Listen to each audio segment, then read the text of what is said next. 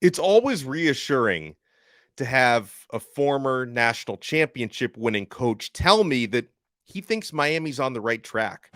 You are Locked On Canes, your daily podcast on the Miami Hurricanes, part of the Locked On Podcast Network, your team every day.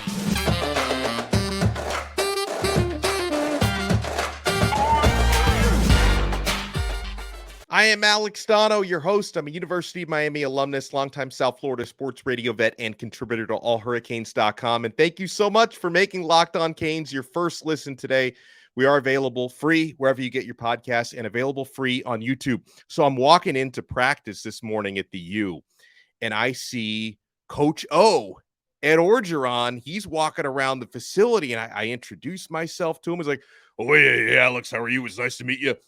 I got to say, Coach O is actually easier to understand in person than he is on all those ESPN interviews he used to do. And gosh, he is living that life. He had a whole colada of Cuban coffee on him. He was bubbly, such a nice guy. But, asked him about his son, because the reason why Coach O hangs around the facility so much is his son, Cody, is on the staff as an analyst. I asked him how Cody was doing, says he loves Miami, loves being on the staff. Coach O just loves living down here and hanging out. Coach O told me, and very sincere he seemed when he said this, he wasn't just blowing smoke, that he firmly believes this program and this coaching staff is on the right track. He told me it's just going to take time. It's going to take talent acquisition, which they're working on, culture change and all that. But he really believes in what's happening here in Coral Gables. And he also told me, he slipped this in. He said, Coach Cristobal really reminds him of Nick Saban, is how he worded it. And he told me I could say this on the record. Like he said, feel free to tell your viewers, your listeners, and all that. So we're sharing it with you guys here on Locked On Canes. And then I made my way out to the Green Tree practice fields and to talk about it, fill in some of the blanks, because, I wasn't able to see everything. Members of the media, we get to watch about the first 30 minutes. And I know my dude, Brad Tejeda from CanesInsight.com, is getting these insider reports on some of the things that happened after a while I was no longer able to watch. So, Brad, welcome in, sir. How are you? Donno, what's going on, my man? Always a pleasure jumping on with Locked On with you, man. There's nobody in the business that works harder than you, man. So I appreciate all you do, and yeah, man, it's always good to talk Canes football. It's always a pleasure. And someone we were chatting about, I should say, behind the scenes, who really had a strong practice and has been looking so good throughout the spring. I've talked about how much Jacurri Brown has been improving.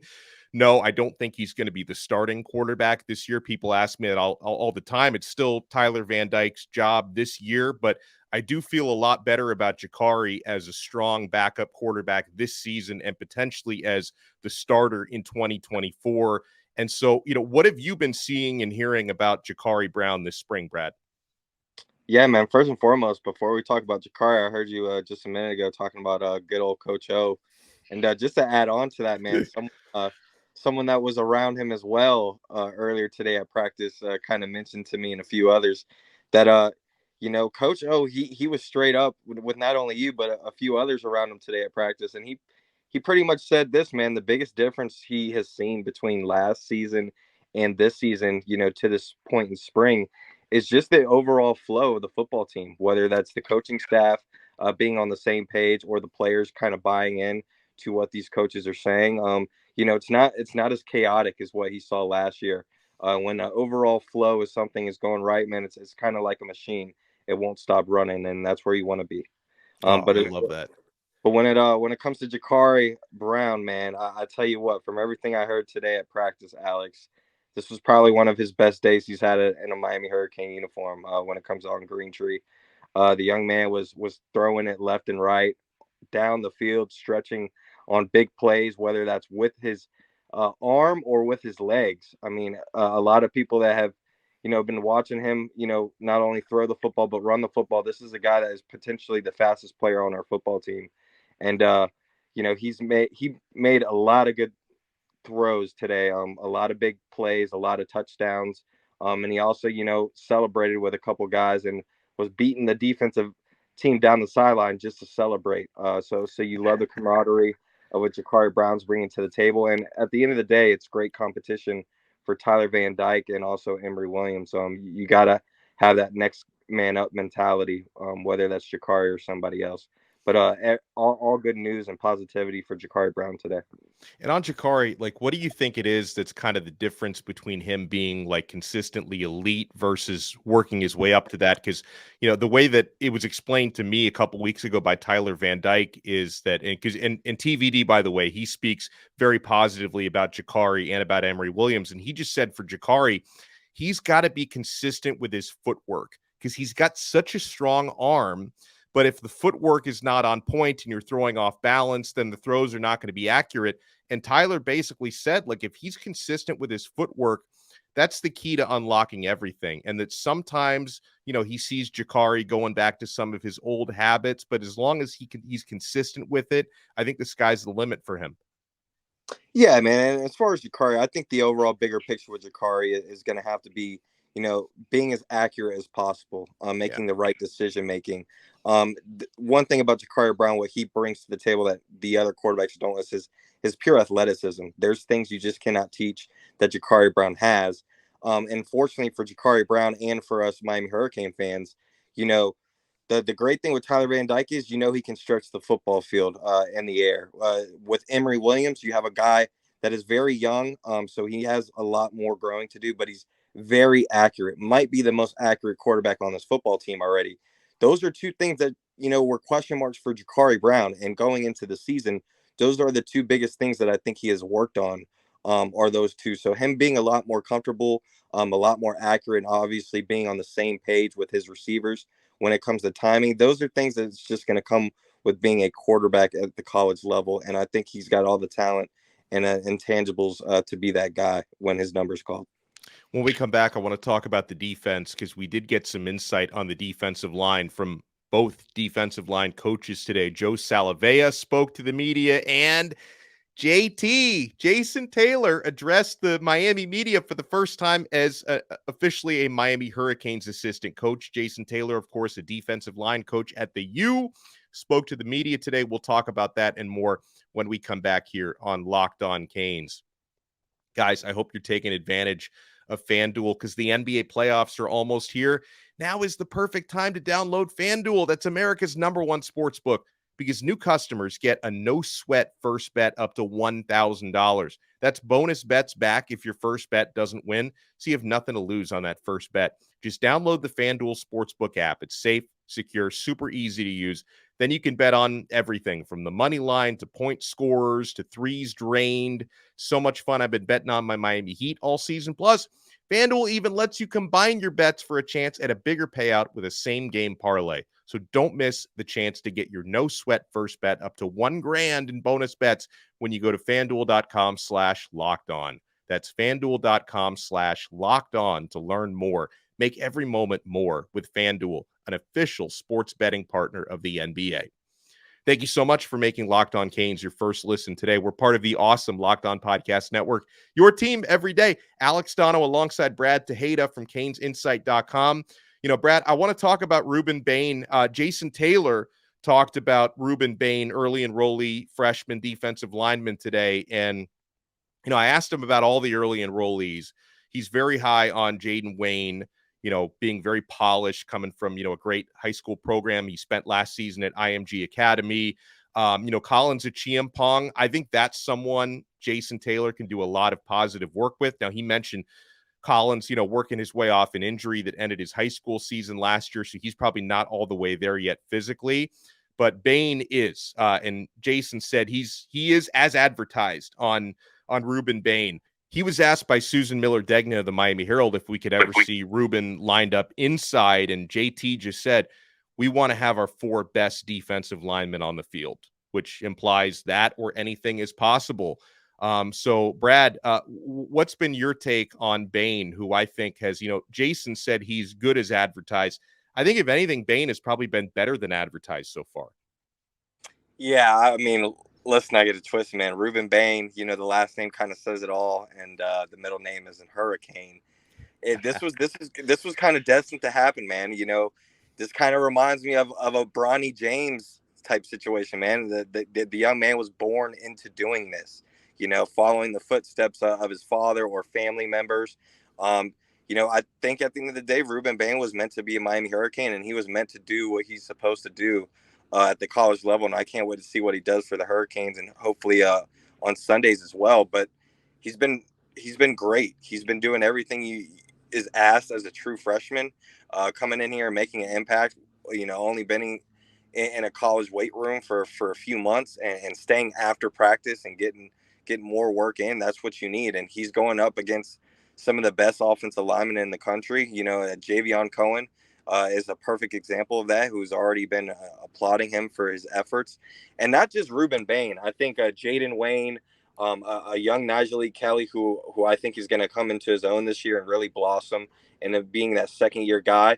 But what you're seeing with what these coaches, specifically Jason Taylor and Coach Derek, are doing with these linebackers is something very similar to what Coach Cristobal and what Mirabal is slowly transforming this offensive line into being. And that's bringing in guys that can play multiple positions and that are very diverse and can bring a lot to the table, and not just a one tech, two tech, three technique guy.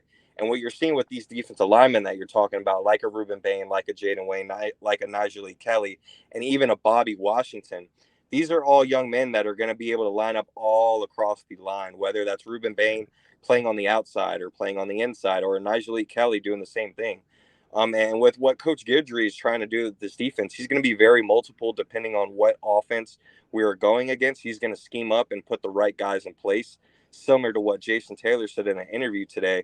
So, you may see some different packages like a 4-2-5, where you may see a young guy like Bobby Washington in on that starting rotation, playing on the outside, similar to, a striker / rover position, where you're not going to know if he's going to blitz or play in coverage. And when you're able to put in multiple guys like that, have a Ahmad Moten, a Najee Kelly, along with a Ruben Bain and Leonard Taylor as your starting four, and Akeem Mesidor, that's a recipe for success, man. And I think we're on the right track. And if we can get those guys rolling and bring in a solid foundation this year on the defensive line recruiting class, it should be fun to watch in the years to come. By the way, one of the coolest things about talking with JT today is hearing him talk about recruiting, right? Because, he definitely did some of that even when he was an analyst, but there's a lot more that goes into that when you're a defensive line coach. And I think he's very effective at it. It's going to be very effective at it. But he admits, listen, sometimes you're talking to players and you're waiting for them to text you back. And he said, hey, throughout my life, since I've had my gold jacket as a Hall of Famer, sometimes I'll use that as an excuse to not text somebody back right away. Now he's getting kind of a taste of his own medicine with some of these recruits. He said, it ain't fun when the rabbit's got the gun, he said. But I love to hear JT, a Pro Football Hall of Famer, he's in the trenches recruiting. How much feedback do you hear, Brad, from defensive linemen around the country, high school recruits, about just what kind of a recruiter JT is? First and foremost, I think his presence has to be talked about, right? When you talk about the University of Miami, and especially us as Miami Hurricane fans, when we're kind of, tweeting at recruits or able to talk to recruits like myself, there's a lot of names that we bring up to these young men, and unfortunately, they just don't really get it, whether that's the Warren Sapps of the world, the Ray Lewises, the Ed Reeds. Those were great players, but at the end of the day, are they able to be relatable to these young men? And, as a 16, 15, 17-year-old kid, those names aren't as relatable as a Jason Taylor, in my opinion. And just having conversations with some of these young men and what they've been able to get out of a Jason Taylor, I just think his message and presence alone kind of speaks volumes, and it kind of hits these young men in a different way that our other coaches in the past haven't been able to do. And when you're able to mix that with a guy that has kind of been around at a powerhouse high school program like St. Thomas Aquinas, has a son in Mason Taylor, who's obviously doing pretty good things as a true freshman over at LSU. He's got a lot on the table to kind of say, hey, man, I'm offering a lot here.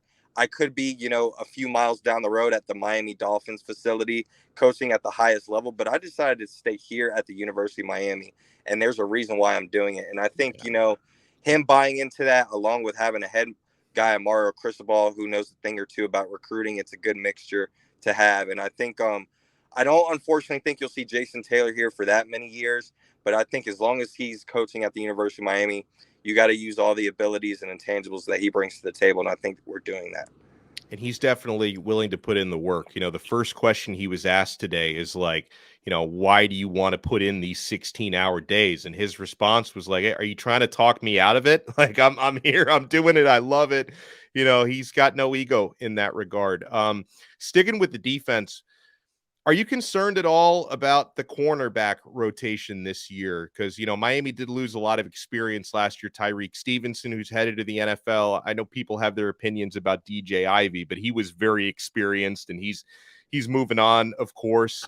Miami did get Devontae Brown and Terry Roberts in the transfer portal. And, I think they're both doing all right. There's still some work to be done by the entire secondary.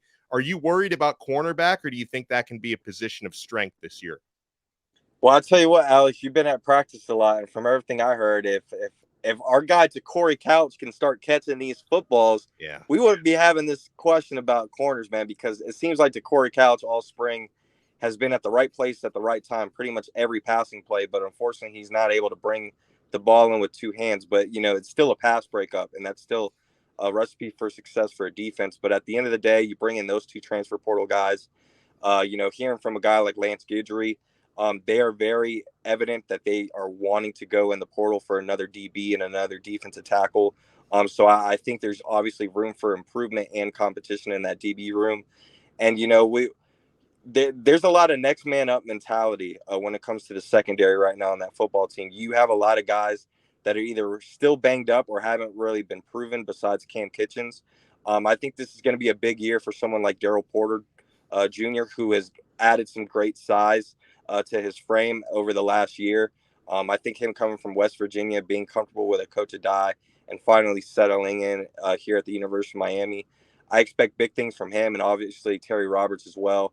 But I think we need at least one or two more guys to add to that room to kind of push some of these guys like a Markeith Williams, Chris Graves, a Brian Balaam, and even a guy like James Williams. I think James Williams still needs some work to do. He's just getting out of that red contact jersey. But, as long as everyone is healthy, we should be cooking for success, hopefully. But add one or two more guys in that room, and let's see what happens. When we come back, want to talk a little bit more about the offense, wide receiver, running back, and some of Brad's overall thoughts. Brad Tejeda from Canes Insight is with us. Keep it locked to Locked On Canes.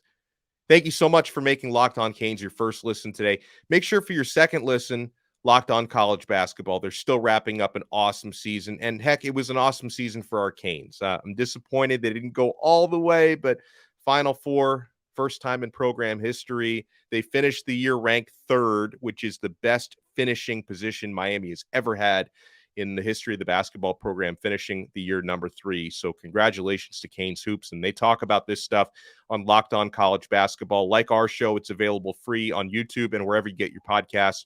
We're talking football at the moment with Brad Tejeda. Brad, how you feeling about the wide receiver position? Because I've been pretty encouraged. I still think they're going to work the portal pretty hard to try and bring in another boundary starting caliber guy. But I'm very encouraged with what I see from Colbie Young, who, by the way, had a red jersey on Tuesday, but not today. The non-contact jersey was off. He was back to normal today, which is great to see. Jacoby George has been having a good spring, in the slot. X is Mr. Consistency, Xavier Restrepo. I've been impressed with Brashard Smith. I've been impressed with the freshmen as well, Robbie Washington and Ray Joseph. So I think I'm feeling better about the receiver position now than I was before spring ball started. Yeah, Donno, absolutely, man. These receivers, especially today, it seems like all the names you mentioned just a few minutes ago, man, it seems like every single name had some plays today, whether that's Ray and pressing down the field and also using his speed to kind of break away from the defenders. Jacoby George, like you mentioned, making some big plays. I think him and the Kevin Beard connection with his old high school coach is really going to take his game to the next level and make him really push and work harder than he's ever done before. Of course, my guy, Xavier Restrepo, who's always Mr. Dependable for this football team. I think he's finally going to be utilized the right way where, I think in the past, we kind of needed him to be that wide receiver 1 type guy when I think, he's not that's not what he's really made for, in my opinion. He's more of a Swiss Army knife, and being able to use to get in those, 3rd and 3, 3rd and 7, first down completions, also in the red zone as well at times. And you saw that today in practice. Between those three guys and also a guy in Robbie Washington who, obviously had a red contact jersey on today, but has made flashes. And Rashard Smith today also made a few big plays as well. So that's good to see, because with all those guys fighting for playing time, especially in that slot position, it's going to be anybody's game. And when one guy goes down, we need the next guy to go up. And I like what I'm seeing from all those guys continuing to make plays. At running back, very thin in the spring, because the only 2 scholarship guys that are out there are Henry Parrish, who's looked really good in the spring, and Don Chaney has looked good as well. He's just got to stay healthy. Of course, we know that.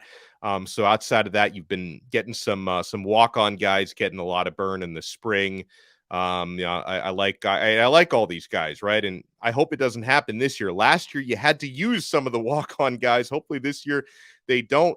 But once the running back rotation is a little bit more complete, Brad, hoping Citizen gets healthy in time for fall camp, because I think he could have even become the top running back last year on the team, but he didn't get that opportunity with the knee. And then when Mark Fletcher and Chris Johnson arrive in time for fall camp, how do you expect that running back rotation to even go next year? Like, which guys do you think are going to get the most carries, and kind of in what order? Yeah, I think especially when a young man like Mark Fletcher enters that running back room, I think it's going to really take that position to the next level. Especially having a guy like Don Chaney, who is a bruiser, as we know, especially what we've been seeing in spring. He ends up wanting to literally just level down his pads to anyone and everyone, regardless if you have a U helmet on or a rival helmet on. He's not letting go of everything that people have been saying the last couple of years. But when you bring in someone like Mark Fletcher, that kind of relieves a little bit of pressure off of someone like Don Chaney. And I think as much pressure that is on Don Chaney, it would be a good benefit to have someone like Mark Fletcher. And then a guy like Chris Johnson, who can really stretch the field with his speed, is going to be something that is really going to test our linebackers in our secondary that I don't think we've quite seen much of in practice, unless it's a Ray Armstrong, out in the open, catching a quick pass, or even a guy like Rashard Smith, who today in practice, I believe, lined up in the backfield a couple times at running back and actually got the ball handed off to him. This is a young man that played running back most of his career anyways, a little bit of quarterback his senior year at Miami Palmetto. But we have other guys that we could utilize in that position. And I mean, hey, big ups to the Jefferson Walls of the world, the T. Waldens. Those guys are doing what they need to do right now in spring to kind of fill that void. But once it's all said and done, I expect some big things from Mark Fletcher and some of these other guys coming in to contribute. And I should mention they were in full pads today, so you get a little bit of a clearer picture when the pads are on. Like Tuesday, the pads were not on. They were on today. And obviously, every Canes fan in the area is going to get a chance to see these guys up close and personal at the spring game, which is a week from this Friday. April 14th is going to be the spring game. And Brad, you're coming down, are you not? Am I going to see you there on the 14th? Being able to hang out tailgate with all the fans, man, it should be great. And chop it up. Some of the former Miami Hurricane players, they'll be there. And got Ja'Kai Clark, who's now the starting center at SMU, will be hanging out with us too before he makes his way back to Texas. So it should be cool. That is cool. Brad Tejeda, thank you so much. Follow him on Twitter at Tejeda Brad. And I apologize, guys, for keeping it a little bit short today, but I'm not feeling very comfortable. Half of my face is completely numb. I just had some dental work done, but it's like the content doesn't stop here on Locked On Canes. I can only feel half my face, but here we are. And I encourage you guys, if you want to be an even closer part of the Locked On Canes community, I'm going to include a link in the show notes below the show description. You'll either find it on the audio version or the YouTube version. You'll find it anywhere, to our new subtext chat. You can get SMS updates from me, and you can talk to me one-on-one. It is completely free the first 14 days, so decide if you like it, if it's worth it. Like I was going crazy setting out updates during practice this morning and doing some one-on-ones with some of you guys. So if you want to get involved, there is a link below to join our subtext SMS chat, completely free the first 2 weeks, $4.99 a month after that. It's a way to say thank you. If you want to, of course, the show is still free, but if you want to do something extra, join the subtext chat, because we never ask for donations or anything like that. We try to give you something of value in return. So check that out. And you can check us out again tomorrow on another episode of Locked On Canes, part of the awesome Locked On Podcast Network, your team every day.